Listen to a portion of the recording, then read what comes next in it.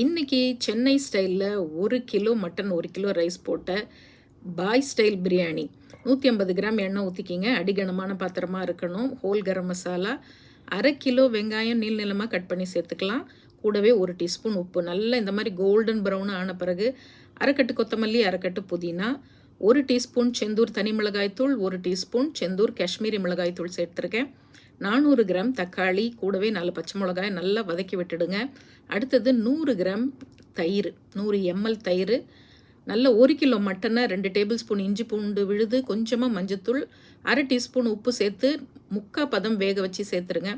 ஒரு எலுமிச்சம்பழம் நல்லா பிழிஞ்சு விட்டு 1க்கு 1.5ங்கிற அளவு தண்ணி அளந்து ஊற்றிக்கலாம். 20 நிமிஷம் ஊற வச்ச ஃபஸ்ட் கிளாஸான பாஸ்மதி அரிசியை போட்டு உப்பு சரியாக இருக்கான்னு பார்த்து இப்படி சிம்மரில் வச்சு நல்லா வெயிட் வச்சு தம் போடுங்க. 15 நிமிஷம் கழித்து ஓப்பன் பண்ணிங்கன்னா மணக்க மணக்க சூப்பரான பாய் பிரியாணி ரெடி.